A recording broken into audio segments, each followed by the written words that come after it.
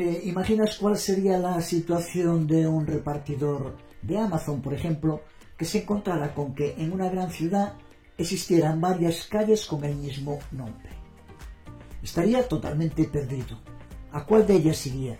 Podría ir una por una preguntando por el nombre del destinatario, algo muy confuso e ineficaz, que sin duda hundiría muy rápido un negocio como el de Amazon, en el que la rapidez del servicio es una de sus claves. Por eso, en todas las ciudades, los nombres de las calles y las direcciones de las casas son únicos.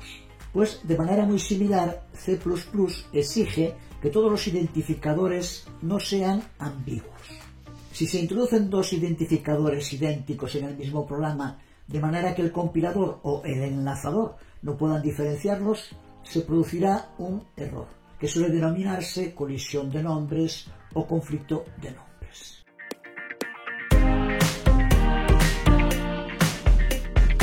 Vemos en este proyecto llamado Collision un ejemplo de colisión de nombres. Consta de dos archivos, collision.cpp y otro.cpp. Ambos tienen una función con el mismo identificador, collision, pero con distintos contenidos. Cuando se lleva a cabo el proceso de compilación, ya sabemos que se compilará cada uno de sus archivos de modo independiente. Así que pasará a la fase de compilación, pero cuando intente ejecutar la fase de enlazado, que es cuando vincula todas las definiciones de ambos archivos juntas, descubrirá que hay definiciones en conflicto. Para la función collision, el enlazador lanzará un error e impedirá que finalicemos la compilación.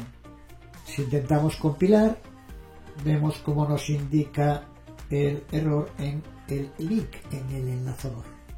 Además, como podemos ver en el código, este error se produce aunque no llamemos a la función collision en ningún momento en el programa.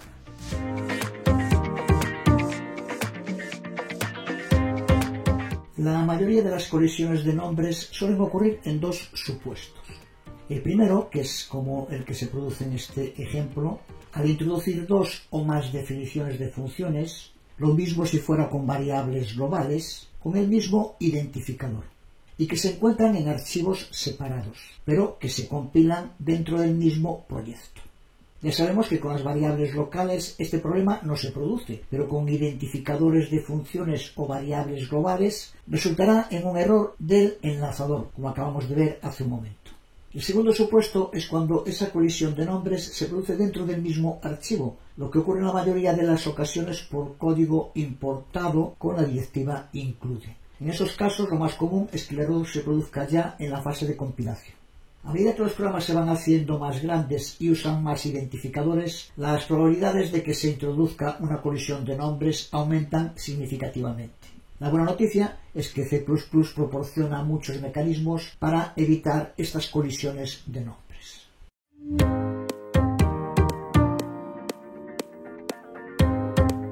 El alcance local, que evita que las variables locales definidas dentro de las funciones entren en conflicto entre sí, es uno de esos mecanismos.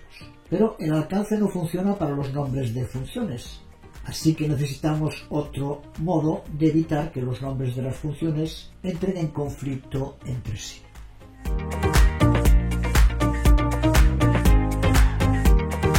Volviendo a la analogía del repartidor de Amazon. El que haya dos calles o más con el mismo nombre es un gran problema, pero solo si esas calles están en la misma ciudad. Aquí vemos 4 calles que se llaman Washington, pero que están en diferentes ciudades de los Estados Unidos. Aunque tengan el mismo nombre de calle y el mismo número, el repartidor de Amazon sabrá en cada caso cuál es sin posibilidad de confusión. Dicho de otro modo, el incluir un nivel ciudad en una dirección nos aporta una agrupación que nos permite eliminar la ambigüedad del nombre de calles y números. Pues los namespace o espacios de nombre actúan del mismo modo que lo hacen las ciudades, aportando un nuevo nivel que evita en el código las colisiones de nombres. Voy a utilizar siempre la palabra namespace porque, aunque intento reivindicar nuestra lengua, entre usar una palabra o usar 3 para hablar de lo mismo, me quedo con el anglicismo en este caso. Así que vamos a ver en detalle los namespace.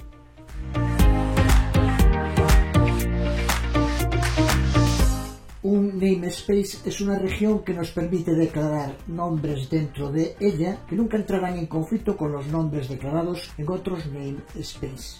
eliminando así las posibles ambigüedades. En este mapa, cada región es un namespace, cada una de ellas con una función llamada call, pero que el compilador considerará como diferentes, evitando la colisión de nombres. Estas regiones suelen llamarse ámbitos en C++, y la idea principal es que un nombre declarado dentro de un namespace, sea gal, ast o ant, no puede confundirse con un nombre idéntico declarado en otro ámbito. Los namespaces tienen sentido sobre todo en proyectos grandes, lo que nos permite agrupar identificadores por ámbitos. Por ejemplo, podemos crear un namespace para todas las funciones matemáticas llamado mat, lo que evitará que las funciones de ese ámbito colisionen con otras funciones del mismo nombre, pero fuera de ese ámbito mat. Hablaremos sobre crear nuestros namespaces propios en un videotutorial posterior, pero de momento nos vamos a centrar en dos namespaces, el global y el std.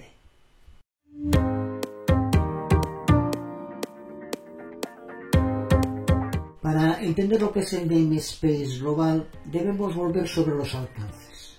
Cualquier nombre que esté definido dentro de una clase, de una función o de un namespace tiene un alcance limitado a esos ámbitos. Cualquier otro nombre se considera que forma parte de un namespace definido implícitamente y que se llama namespace global o ámbito global. En el ejemplo de código que hemos utilizado, tanto la función main como las dos versiones de collision están definidas dentro del namespace global, y la colisión de nombres se produce porque ambas versiones de collision se encuentran dentro de ese namespace global, lo que infringe la regla de que todos los nombres dentro de un namespace deben ser únicos.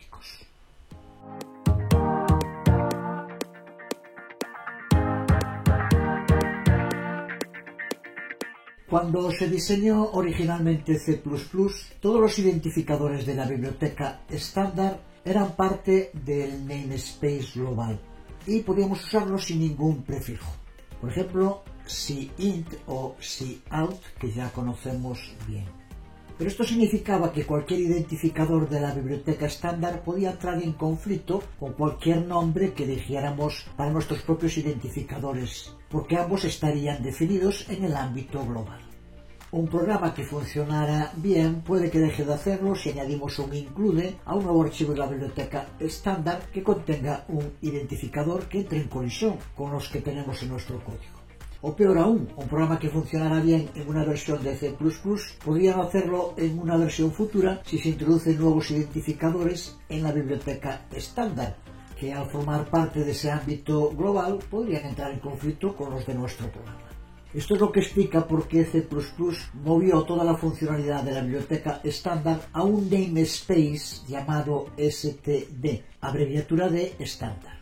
De este modo, al convertir cout en std cout, estamos haciendo que el identificador cout pase a formar parte del namespace estándar y podríamos tener otro identificador propio cout dentro del namespace global y no entrarían en conflicto.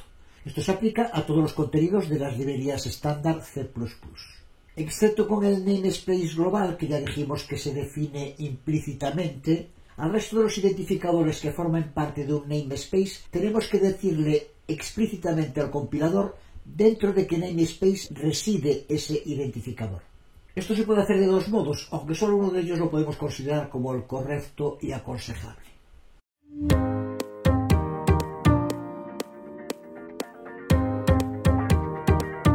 La forma más sencilla de decirle al compilador que queremos usar un identificador desde el namespace std es usando explícitamente el prefijo std dos veces dos puntos, como vemos en este ejemplo básico. El símbolo dos veces dos puntos es un operador llamado el operador de resolución de alcance. El identificador a la izquierda del símbolo identifica el namespace dentro del que está contenido el nombre que aparece a la derecha del símbolo. Si no se incluye un identificador a la izquierda, se asume que el namespace es el global. Con esto, le estamos diciendo al compilador que use el cout que reside dentro del namespace std. Esta es la forma más segura de referenciar namespaces, al evitar toda posible ambigüedad, y es la que aconsejan las mejores prácticas.